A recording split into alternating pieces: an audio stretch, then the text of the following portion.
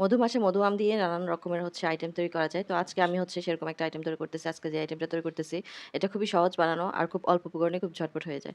তো আমি ১ম এ এখানে নিয়ে নিচ্ছি কিছু আম। এখানে আমি ২ টা আম কিউব করে কেটে নিয়েছি আর এগুলো ব্লেন্ডারে নিয়ে নিচ্ছি। আর সাথে নিচ্ছি পরিমাণ মতো চিনি, পরিমাণ মতো পানি আর 1/2 কাপের মতো তেল দিয়ে ভালোভাবে আমি এটাকে ব্লেন্ড করে নিয়েছি। একদম পেস্ট করে নিয়েছি। কোন রকম দানা ভাব যাতে করে না থাকে সেদিক দিয়ে খেয়াল রাখতে হবে। আমগুলো একদম ভালোভাবেই যাতে করে পেস্ট হয়ে যায় সেদিকটা অবশ্যই খেয়াল রাখতে হবে। তো আমি একদম ভালোভাবে মিহি করে এটা পেস্ট করে নিয়েছি। আর এখন একটা বাটিতে তুলে নিচ্ছি। আর সাথে দিয়ে দিচ্ছি একটা ডিম। এটা রুম টেম্পারেচারের ডিম। এটা ঠান্ডা ফ্রিজ থেকে নিলে এটা আগে থেকেই বের করে একদম রুম টেম্পারেচারে এনে তারপর ইউজ করতে হবে। তো আমি এখানে ভালোভাবে পেস্ট করে নিয়েছি। এটার সাথে মিশিয়ে নিচ্ছি আমের পিউরির সাথে। আর সাথে দিয়ে দিচ্ছি একটু করে food colour, orange food colour দিয়েছি। এই অরেঞ্জ ফুড কালারটা দিলে কালারটা খুবই সুন্দর হয়। নয়তো কিন্তু একটু সাদাটে হয়ে যায়। তো যাই হোক আমি এখানে ফুড কালারটাও ভালোভাবে মিক্স করে এখন এখানে দিয়ে দিচ্ছি ১ কাপ পরিমাণ আটা আর ১ কাপ পরিমাণ আমি চালের গুঁড়া ভালোভাবে মিক্স করে নিয়েছি। সাথে দিচ্ছি এখানে ১ চামচের মতো বেকিং পাউডার আর 1/2 চামচ বেকিং সোডা দিয়ে ভালোভাবে নাড়াচাড়া করে এটাকে মিশিয়ে নিচ্ছি। একদম ভালোভাবেই আমি পিউরির সাথে মিশিয়ে নিচ্ছি। একটা ব্যাটার তৈরি করে নিচ্ছি। আর এই পর্যায়ে দিয়ে দিচ্ছি লবণ। লবণটা দিতে ভুলে গিয়েছিলাম, এই কারণে লাস্টে দিয়েছি। তো আমি পরিমাণ মতো লবণ দিয়ে আবারও ভালোভাবে আমি এটাকে মিক্স করে নিয়েছি। আর আমার এখানে কোনো এক্সট্রা পানির প্রয়োজন হয়নি। আপনারা কিন্তু চাইলে এখানে লিকুইড দুধও ইউজ করতে পারেন। আর এই তো আমার এটা ভালোভাবে কমপ্লিট হয়ে গেছে। একদম পারফেক্টভাবে ব্যাটারটা রেডি।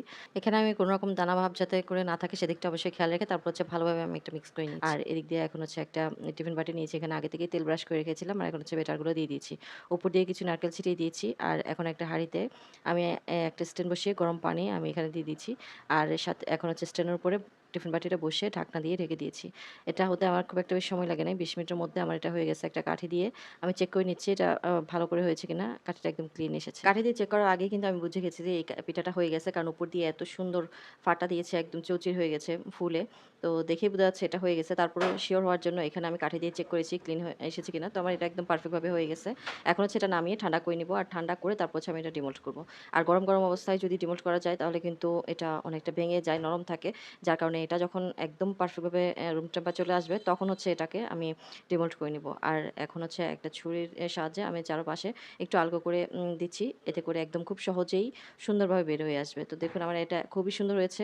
আর দেখতে এত সুন্দর লাগতেছিল। আমার তো ইচ্ছা করতেছে না খেয়ে শুধু দেখেই থাকি। এত ভালো লাগতেছিল। দেখতে একদম পারফেক্ট একটা পিঠা হয়েছে। এরকম করে আপনারাও বাসায় ট্রাই করতে পারেন। খুব সহজ কিন্তু খুব অল্প উপকরণে খুব সহজেই তৈরি করা যায়। একদম দেখতে অনেকটা তালের পিঠার মতোই মনে হচ্ছে। তবে খাওয়ার মধ্যে একটু ভিন্নতা আছে। আমের পিঠার মধ্যে আমের একটা টেস্ট আসে। তো এটা খেতে কিন্তু অনেক ভালো লাগে।